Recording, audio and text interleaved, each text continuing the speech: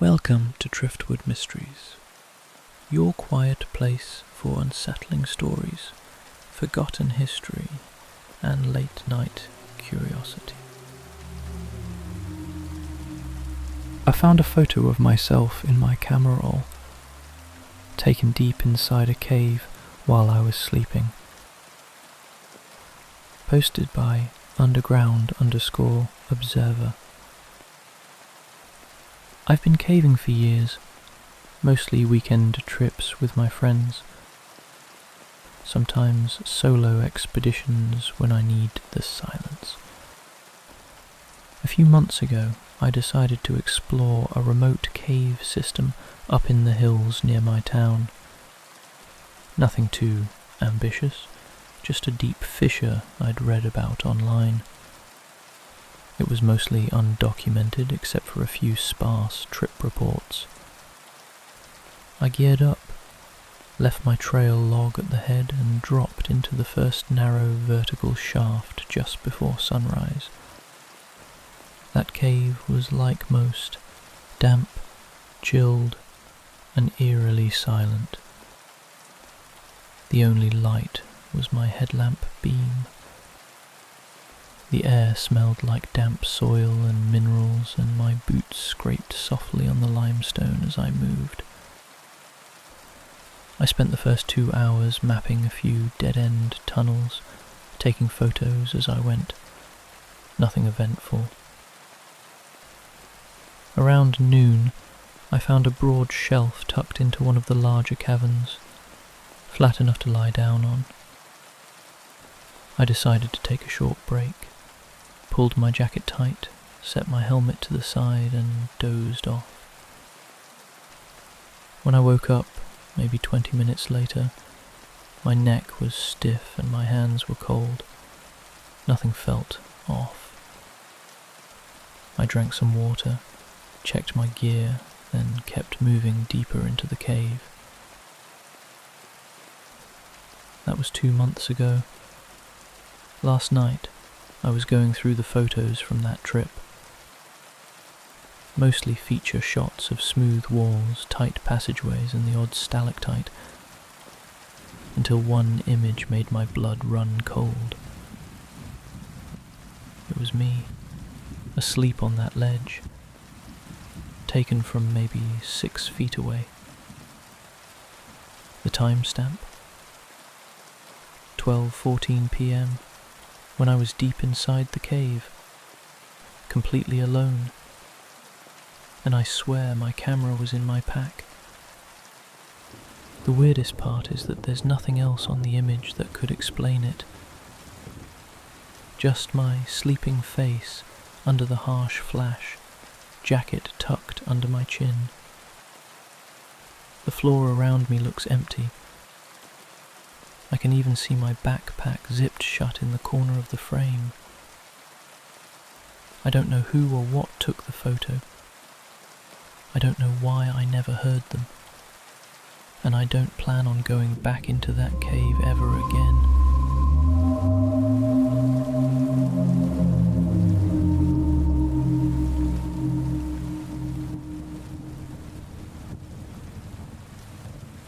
My grandpa built a secret tunnel beneath his house. What I found inside changed everything. Posted by u/throwaway68945. I never thought my grandpa was the type to hide anything. Growing up, I'd visit him every summer, always greeted by his easy smile and the sharp smell of pipe tobacco. But after his funeral last year, my parents decided it would be my job to sort through the old house. A 2-bedroom place tucked into a forgotten corner of southern Colorado. Dusty, creaky, absolutely crammed with decades of stuff. The basement was my first stop. Concrete floor, yellowing shelves, rust-spotted tools, and cardboard boxes stacked higher than my head. I spent most of the morning going through them, setting aside anything worth saving. That was when I noticed it. a wooden chest pushed into the farthest corner, practically glued to the wall by cobwebs and grime. It was so heavy I had to brace my feet and drag it away. That's when I saw the door, or what was left of one. Someone had framed it into the concrete, a small rectangle of warped wood, just barely visible. I grabbed my flashlight, pulled the handle, and it creaked open to reveal a tight passage dug into raw stone. I didn't expect that. I've been caving for years, my hobby and my obsession, so I knew an old tunnel when I saw one. But this was under his house. I probably should have left it alone. Curiosity won. The next morning, I geared up like I was going into a cave. Gloves, helmet, rope, just in case. I slipped through that opening and followed the tunnel. The walls were close and damp, and the smell of wet soil and iron filled my nose. Every few feet, my light would catch the faint scrape of tools in the rock. Signs someone had dug this deliberately. There was hardly any draft. The sound was a hush. I kept going. After maybe 45 minutes, the passage ended at a small collapse. Rocks and soil packed together as if someone had decided to close this path forever. Except one little crawl space remained. A tiny gap, maybe 2 feet high. I flattened myself on my belly, pushing my gear ahead. When I wriggled through, I emerged into a shallow ravine in the woods behind the house. I sat there a long time, trying to process what I'd just seen. That night my thoughts kept circling back to that tunnel, and the ravine it led to. When Mrs. Weller dropped by the next morning, she often stopped by to see how I was holding up. I decided to ask her straight out. "Has anything strange ever happened round here?" I asked casually as we stood on the porch, looking out toward the woods. "You mean weird with the house?" she replied, one brow lifting. "No," I said, "in the neighbourhood, in general." She paused, rubbing her hands together as if she was cold. "Well," she said slowly, "you probably don't remember. It was about 20 years ago. A little girl went missing. Used to live a few houses down, 8 or 9 years old. She had this blue headband with tiny daisies on it. Went to bed one night and never woke up the next morning. Parents were devastated. Police searched the whole town, even these woods, nothing.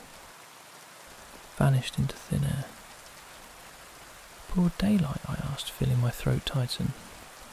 Mrs. Weller nodded. Broad daylight too.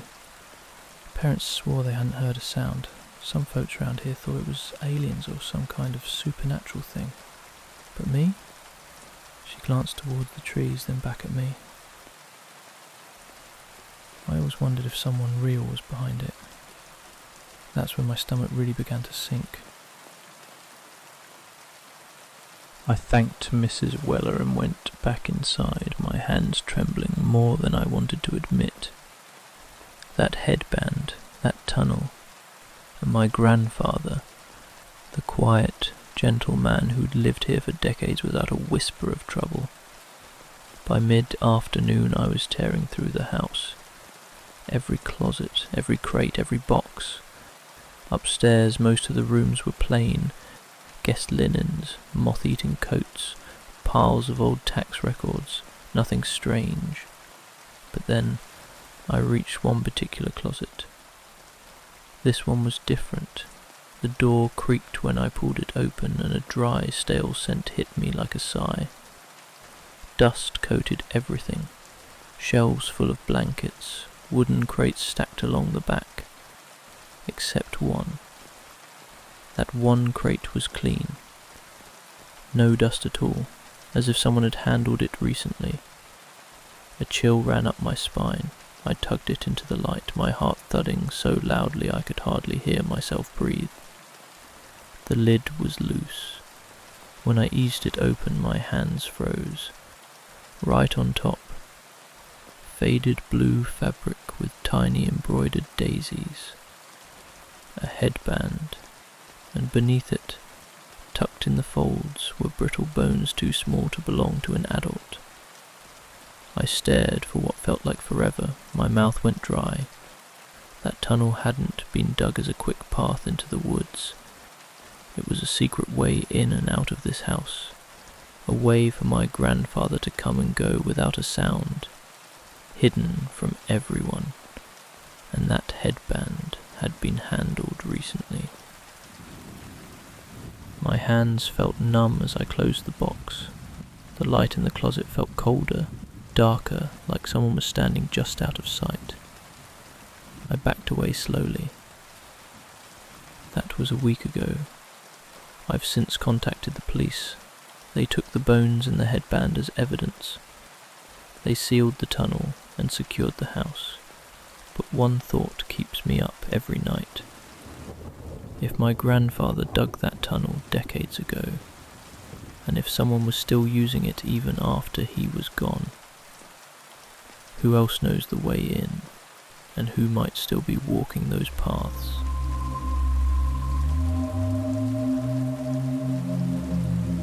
Pinned in the Passage, posted by u/loosechalk. I've been caving since I was 19. I'm in my 30s now. I'm not a pro or anything, just someone who enjoys the quiet, the focus it takes, the weird peace you feel underground. What happened 2 years ago still sticks with me. It's why I haven't been back. It was in southern Kentucky, near Pulaski County. There's a cave system there that's not particularly deep or dangerous. Locals call it Pepper's Hollow. Tight in spots, but no long rappels or underwater sections. Just a lot of crawling and squeezing. I'd been through it twice before with the same small group. 3 guys I knew through a local outdoors club. We weren't reckless. We were careful. Always logged our routes, always told someone topside, always carried backups. That day started normal. We geared up just after sunrise. It was early spring, cool and damp, kind of morning where your breath fogs your visor until you're a few feet below ground. We descended into the main shaft and started working through the lower tunnels. A few hours in, we reached a junction where the passage split. One side went into a chamber we'd already mapped, the other was a tight squeeze none of us had tried before. I volunteered to check it out. I don't know why. Maybe I wanted to prove something, or maybe I just liked the idea of seeing something first. The passage started wide enough, just crouch walking, then hands and knees. Then it narrowed to a belly crawl. Nothing unusual. About 20 feet in, it pinched a little tighter at the chest. The floor sloped up slightly, and there was a flat slab of rock above me, close but passable. I exhaled and shimmied forward. That's when I felt it. A soft thunk, like the rock above shifted. Not a collapse, no dust, no rumble, just a tiny change, but enough. The slab settled maybe an inch lower, just enough to catch me at the chest. I tried to inhale and couldn't. My ribcage was stuck between the floor and ceiling. I froze. I tried to push up, to wiggle backward. Nothing. My helmet scraped the ceiling. The sound was deafening in the close space. I called out. Once, twice. No answer. The guys were too far back. I stopped and listened. The passage was dead silent. I felt the panic rising. My heart pounded so hard I could hear it in my ears. I had to calm down. I knew that. If I freaked out, I'd start breathing too fast and I wouldn't have space to expand my lungs. I lay still, breathing shallow, trying to think. The rock hadn't fallen, it had shifted. Maybe my own weight had nudged it somehow. Maybe if I eased some weight off, I could slide back. I tried, slow, deliberate, to move my hips, to find space to lever against the floor. Every little scrape of my suit sounded huge, but the rock didn't budge. Minutes passed, maybe longer. Then I heard them. Voices behind me, faint, but getting closer. I shouted. I've never been so relieved to hear someone shout back. It took another 10 minutes for them to reach the pinch point. They saw my boots and realized what had happened. One of them, Tyler, kept talking to me while the others worked their way to a wider spot where they could maneuver. His voice kept me focused. Finally, after what felt like forever, I felt hands on my boots. They tried pulling gently, but that wasn't going to work. I was too wedged. They had to chip at the floor. One guy had a small chisel tool for marking rock, and they took turns working the edge, flaking bits of stone off beneath my ribs, just enough to let me slide. It took over an hour. When I finally felt myself move, when I slid back into a space where I could breathe, I broke down, just shaking and gasping, feeling the blood come back into my arms. But there was one last thing. As I turned around, I saw the slab above me. On its underside, right at eye level, someone had scratched a name. Not mine. L. Bauer, 1970. None of us knew the name. We checked later. No records of anyone exploring that system in 1970. No accidents reported. But somebody had been trapped there before. Let's not meet L. Bauer. And let's not meet that place again either.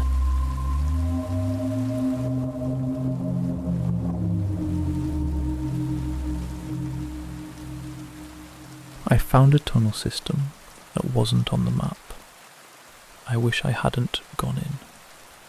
Posted in No Sleep by Last Light Left. I'm not new to caving. I've been doing it for almost a decade. I've been in systems across Utah, Kentucky, northern Mexico. I know how to read rock, and more importantly, I know when to turn around. Last month I drove solo to a site in southern Colorado I'd scoped out on topographic maps. It wasn't a tourist cave. No gift shop, no tours. Just a small limestone opening at the base of a scrubby hill, half choked by dry grass and scree. I had a printed map from the Bureau of Land Management and a backup topo offline. Nothing unusual showed beyond a narrow main shaft about 60 yards deep, ending in a rockfall. I'd planned to explore, take some photos, maybe check if the rockfall could be passed. That was the plan. I got there just after sunrise, parked off the dirt road, geared up, and descended by rope into the shaft. Easy climb. I reached the bottom in under 20 minutes. The air was dry, no animal smells.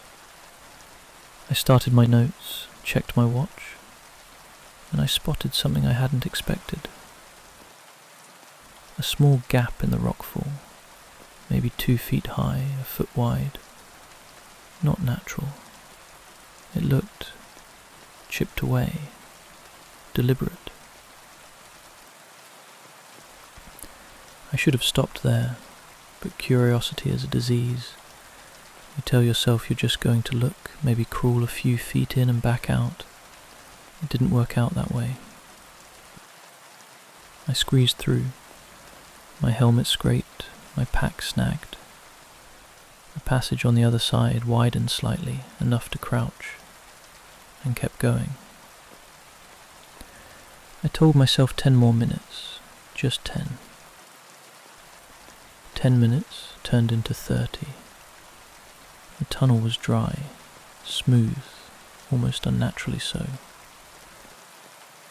At first I thought it was wind erosion, but there were tool marks, faint but there, scrapes, repetition. Someone had made this. At the 45-minute mark I noticed the sound. Not loud, just a change. The kind of thing you feel more than hear, like pressure shifting. A low thrum that made my jaw ache. I kept going. I know how that sounds, but once you're in a space like that, you lose time. The light from your headlamp narrows your world to a few feet. The silence plays tricks. And then I found the pit, just a hole in the limestone floor, about 5 feet wide, a sheer drop. When I dropped a rock, it didn't hit anything. I waited maybe 10 seconds. No impact. But I did hear something else. Ropes. Tension shifting, like something had just adjusted its weight down there. I backed away. Finally, told myself it was time to go. But the tunnel had changed. I don't mean I got turned around. I mean the path I came in through, gone. Solid limestone, no passage. I marked my path. I always mark it. Fluorescent chalk, spaced every 20 feet. All of them were gone. I turned in a slow circle with my headlamp and saw a mark on the wall, carved deep, not chalk, a tally. 5 vertical lines, one crossed, then another set, dozens, maybe more. I'm not ashamed to say I panicked. I started calling out. Stupid, wasted breath, but I needed to believe someone could hear me. And someone did, behind me. Just once, a whisper, so faint I almost missed it. Don't add another. I didn't look. I ran. I don't know how long. My lamp flickered twice, then died. Cheap battery. I kept going in the dark, palms against the stone. And then I hit open air. Literally fell forward out of the stone wall into sunlight. No passage, no tunnel, just a sheer bluff behind me. I turned to see where I'd come from. The wall was solid, like nothing had ever been there. I drove straight home, haven't gone back, haven't told anyone. But 2 nights ago, I found chalk on the inside of my garage wall, a set of 5 tallies, and 1 line crossing through. I don't keep chalk in my house.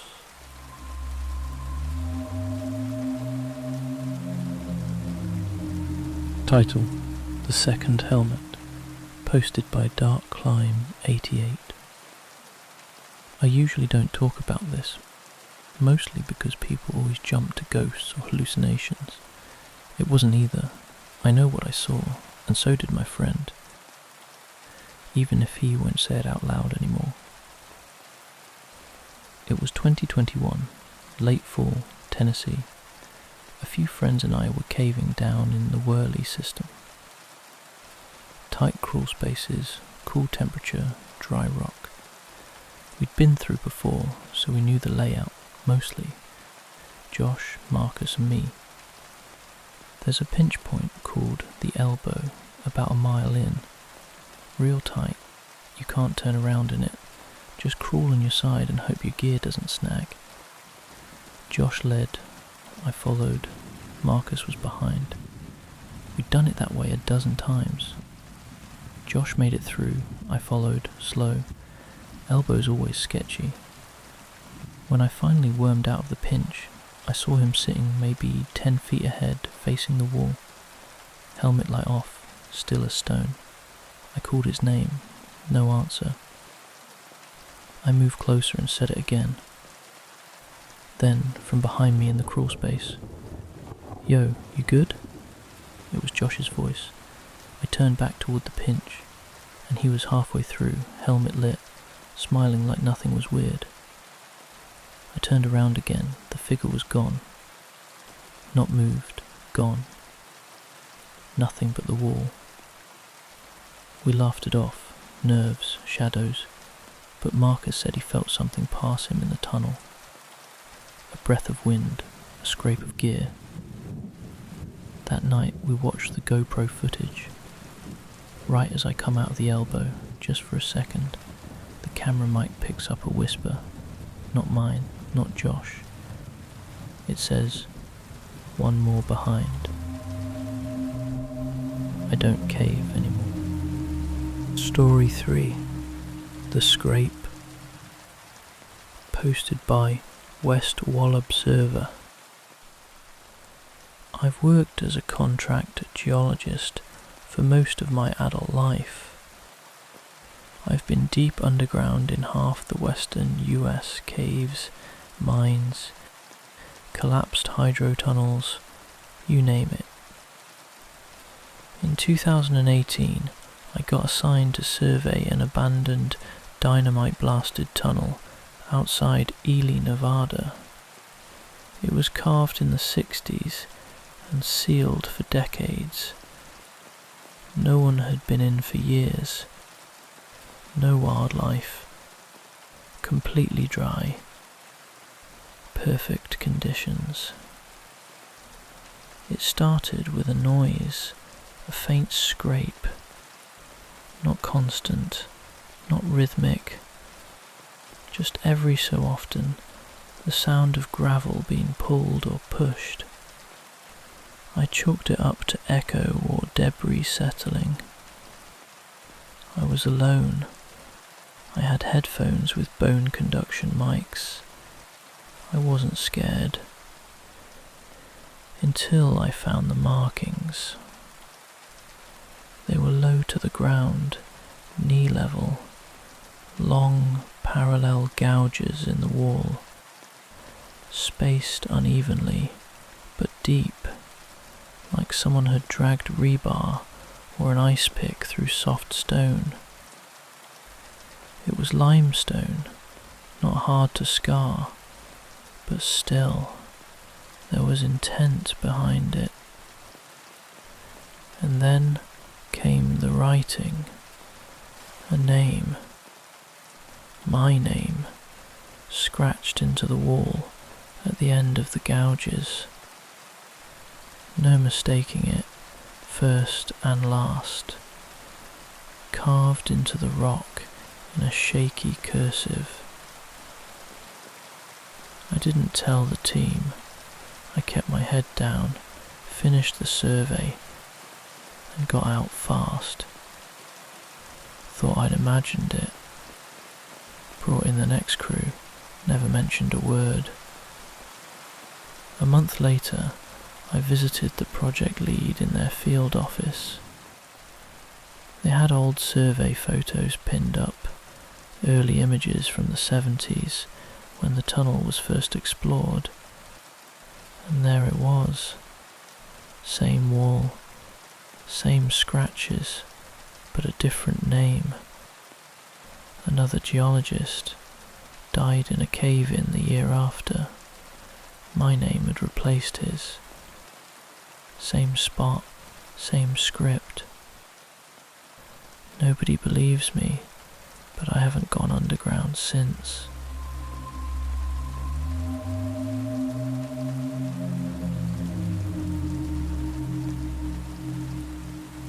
We got lost in a cave with a stranger who wasn't what he seemed. Posted to r/let's not meet. Hi everyone. I never thought I'd share this story, but some things stay with you forever. I'm hoping writing it all out will help me process what happened, and also maybe serve as a warning to anyone who enjoys going into wild caves. This happened last summer. My boyfriend, Evan, had been into caving for years. I was new to it, but I loved the idea of squeezing through dark spaces together, pushing myself past my fear of tight spots, sharing something as intense as being 100 feet under solid rock with someone I trusted. We decided to explore a fairly remote cave system that Evan had researched online. Not one of those guided tourist caves with steel railings and concrete paths. This was one of those nameless places that only locals and experienced spelunkers seem to know. No signage, no cell signal, just a dirt road and a trail into the hills. I can still remember what the forest smelled like before we went in. Damp soil and green summer leaves. The cave entrance was a jagged hole in the hillside framed with moss and ferns. When we crawled inside, all that disappeared. The first few chambers weren't bad. Dry stone under my hands, my headlamp lighting up orange-brown walls. Evan was excited, pointing at tiny fossils and telling me this was going to be amazing, and for the first couple of hours, it was. The deeper we went, the colder and wetter it felt. The walls glistened with condensation, and my hands kept slipping on smooth, clammy rock. Every so often, a drop would fall from the ceiling and hit my neck, making me jump. We were going slow, my knees were aching, but Evan kept checking the time and telling me that this next part was going to open up into a huge chamber with a waterfall. That's when I first felt a knot of unease. We kept crawling for what felt like forever. The passage narrowed into a tight squeeze where we had to shuffle on our bellies, noses nearly pressed against gritty stone. My breath was loud in my helmet. Evan went ahead, his boots scraping as he disappeared around a curve. When I finally pulled myself through, I realized I couldn't see him.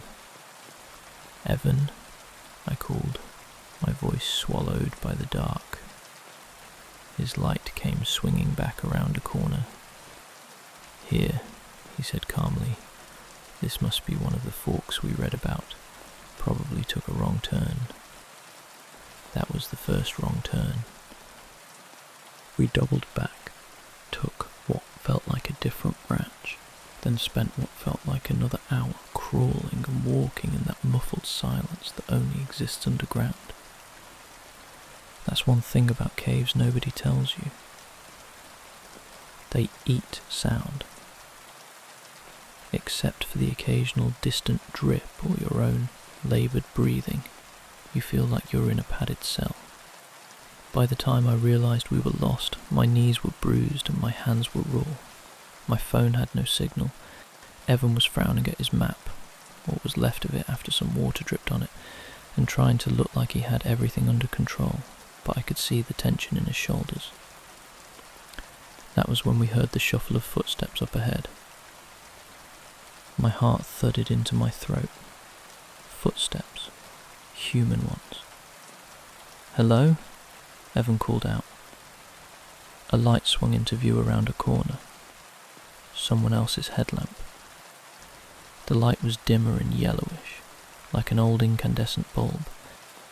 Then came the face. A middle-aged man, probably in his 50s. Weathered face, muddy coveralls, a helmet that looked decades old. "Y'all lost?" he asked simply, his voice raspy like he hadn't spoken in a while. I nodded, my heart pounding with relief and wariness in equal measure. He didn't smile. Thought so. This place can do that to you. He introduced himself as Rick, said he was a local and had been mapping these caves for years, and then, this is what I can't shake. Without making much small talk, he just gestured. Come on, exit's this way. At first, I was so relieved I didn't question it. He moved confidently ahead of us through the tunnels, his light bouncing. Evan kept close behind him and I brought up the rear. The further we went though, the less sure I was that this was a way out. The passages we were entering weren't getting wider, they were narrower. The walls felt closer, slicker. Every breath I took smelt faintly of minerals and damp soil and something metallic like rust. And then there were other smells, sour and strange, that didn't make sense. Almost like an old damp basement left closed for years. I noticed that Rick hardly spoke. Occasionally he'd grunt or say careful here, but mostly he kept up this steady, measured pace that made it hard to catch up or ask questions. And then there were the signs. I started seeing faint scratch marks along the walls, not graffiti, not deliberate carvings, almost like someone had been feeling their way in the dark and clawed at the stone. That wasn't what scared me most though. What scared me most was how the air felt warmer the deeper we went. Caves normally get colder as you descend, that much Evan had told me, but I was sweating, my hands slick inside my gloves. And before I could say anything else, Rick, up ahead, glanced back at us like he'd heard. Almost there, he said, and that was when I decided I was done. I stopped dead and whispered to Evan that I didn't trust this guy. Evan hesitated, frowning. He's a local, he murmured back. He probably knows these caves better than anyone. But I was already backing up. My heart was thudding. And then Rick was there, too close, too fast, stepping right up into my light so all I could see was his face. You can't go back that way, he told me flatly. That's what did it. That was when my stomach dropped, and my hands started shaking so hard my light beam was dancing all over the walls. The next few minutes are a blur. Evan grabbed my arm and pulled me toward him, between Rick and myself. Rick didn't move to stop him. He just stared at us, his expression blank in a way that made my skin crawl. You want to wander alone, he finally said. You'll wander forever. That's when I saw what was at his belt, a long, curved knife in a battered sheath. And then, my God, I thought I heard someone else. A whisper, a shuffle, just beyond the light. We didn't wait to find out. Evan yanked me past him and ran. Every part of my body was on fire. My knees felt like they'd give out. I kept looking over my shoulder, expecting to see Rick chasing after us. But all I could see was his light fading as we stumbled blindly down one passage after another. I don't know how long we ran like that, maybe 20 minutes. But eventually we reached a dead end. That's when I realised my hands were bleeding from scraping against jagged rocks. Evan was hyperventilating, and then we had to make a choice. Wait in the dark or go back. We chose back. We moved so slowly, my legs started to cramp. Every shadow felt like it was moving. Every drip of water felt like a warning. And eventually, miraculously, we found a draught of fresh air. That draught led us up and up, climbing until we saw moonlight bleeding into the mouth of the cave. When we finally spilled out into the forest under that dark summer sky, my whole body was trembling, and I kept looking back at that black hole in the hill, half expecting someone to come crawling out after us. That was almost a year ago. we never told the authorities, what would we have said? That a strange man offered to help us and then disappeared into the dark? That we thought someone was leading us deeper into a cave to what exactly? All I know is this: I never want to go back underground again. And if you ever find yourself lost in a cave and someone you didn't expect to see offers to help you, think very carefully before you follow them.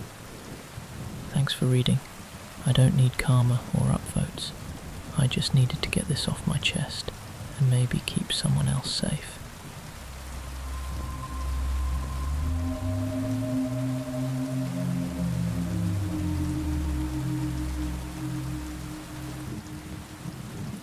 The secret chamber we should never have found. I never thought my interest in old mining history would put me in this position, telling a story like this. But here we are. Last summer, my friends Sam and I decided to explore the Sterling mine, an abandoned silver mine outside Silver Cliff, Colorado. Sterling was one of those places that hit it big in the 1870s and went quiet by 1892, when the silver veins dried up. It's all on public record. But that's not what's going to stay with you. What stayed with me is what Sam and I stumbled across deep inside the mine. We hiked in with helmets, headlamps, and enough water for a few hours. The entrance itself was an arched timber portal surrounded by scrub and pines, the kind that looks like it could collapse if you breathe on it too hard. Once inside, my boots crunched on gravel and long dry mud. The smell was pure damp rock, metallic and musty. A rusting ore cart sat tilted on one side of the main tunnel like a forgotten relic. We followed the main drift for maybe a quarter mile, then took one of the side branches. Sam had a mine map printed from a historical society website. It showed most of the major shafts, some ventilation tunnels, and a few tiny workers' quarters that had been dug out into the walls. That was what we thought we'd look for, a small sleeping chamber we'd read about. Only, after winding deeper into the branch tunnel, we hit a dead end where there shouldn't have been one. That was weird. According to the map, this branch was supposed to continue another 100 feet or so, and that's when Sam noticed a small crack, a jagged seam between loose rocks. Looks like someone walled it up, he said. We dug around with our hands and feet for a few minutes, pulling loose stones aside. Behind the wall was a narrow gap, just big enough to squeeze through. On the other side, my light hit something that took my breath away. This wasn't just some leftover gear, this was a sealed miner's quarters, completely intact. There were wooden bunks built into the walls, with blankets that had rotted into fragile threads. A lantern still hung on a nail, glass cracked, wick intact. On a tiny wooden table sat a rusted tin mug, some tools, and an unopened pocket diary. It was like stepping back into the 1870s. And then my light hit the most disturbing part. At the far end of the chamber was a wooden box. It was locked with a small iron latch. Sam forced it open with the back of his flashlight. Inside were old photographs, tiny sepia portraits, all of them miners with hard eyes. But one photo stood out. That one was different. It showed a group of men posing outside the mine, and in the middle of them, barely visible, was a face that had been scratched out, not just accidentally damaged. Someone had dug into the photograph with a knife or a pick. And underneath the photo was a folded note, the diary and the note. We pulled it out carefully. It was written in shaky pencil. He's still down here. Don't let him out. That was it. And the diary, when we opened it, Most of the pages had crumbled to dust, but on one surviving page there were 3 names crossed out and a list of dates. The last one was 1879. That was the year the mine officially shut down. That was the moment Sam and I decided we'd seen enough. There was no telling what happened in this chamber. A collapse, a fight, something darker. And that note, what did it mean? He's still down here. We didn't wait to find out. When we finally emerged into the forest, my hands were trembling. I've spent months trying to research what we found. There is no record of this sealed-off chamber. No record of a missing miner after the 1879 closure. And definitely no record of that eerie photograph. But what I do know is this. That section was intentionally hidden. Sealed off like someone didn't want anybody ever to find it. And after that day, Sam and I agreed we'd never go back. I'm an experienced cave diver. I've logged dozens of dives all over the world. Everything from tight sumps to deep limestone galleries most people never see. That's why what happened last month still haunts me. We were a team of 4 that day, myself, Nate, Alison and Brett. All people I thought I could trust. We'd scouted this site twice before, a sprawling cave system off a private trail, mostly unexplored and challenging enough to keep us sharp. That morning was like any other. Gear checks at the trailhead, tanks filled, lights tested, a last-minute briefing and a steady hike to the water's edge. Once we submerged, I fell into the rhythm I know so well. Even kicks, slow breaths, each beam of light slicing a perfect cone through the dark water. The limestone walls glimmered with sediment, everything felt routine. Then about 40 minutes in, nearly halfway to our turn point, I noticed my SPG gauge reading too low.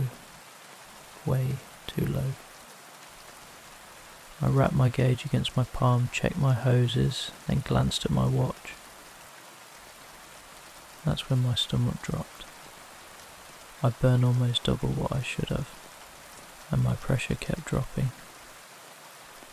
Somebody had messed with my tank. My hands went cold. That kind of rapid air consumption doesn't happen by accident. My valve had been cranked back or my hose was leaking. Either way, someone had sabotaged my kit. Suddenly, every light in the water felt like an eye, every sound, bubbles, a scrape against the wall felt too close. And then the real fear hit me. If one of my teammates had rigged this, would they help me back up? Or were they hoping I wouldn't make it at all? I stopped swimming and hovered. The others were ahead, distant glows in the dark. I could catch up and signal an emergency, but who had done it? And what if they decided to help by making sure I never surfaced? That was the loneliest moment of my life. 50 feet under limestone, nowhere to go but up, knowing my own team might be the reason I didn't make it. I had one choice, my own plan, my own hands. I slowly backtracked toward the exit, kicking gently to conserve my dwindling air. Every time my light moved, I thought someone was behind me. When my SPG dropped into the red, my breaths felt shallower, my ears louder. I thought about switching to my backup regulator, but what if that failed too? The panic clawed up my chest as I finally saw the dim blue of the surface light ahead. When I broke into the open air, I was lightheaded and gasping. I tore off my mask and glanced back down into the black water. No one was surfacing behind me. The others eventually emerged, all of them looking as shocked as I felt. Each one checked my gauge and my valve, swearing they hadn't touched it. I'll never know who was responsible. And that's where tonight's mysteries leave us. If you enjoyed these stories, Make sure to like, subscribe and hit the bell so you never miss another eerie tale. Here at Driftwood Mysteries, we share multiple stories each week, dark, strange and unexplained, perfect for those who like to kick back, relax and let their imagination wander. Thanks for listening, and thank you for drifting with us.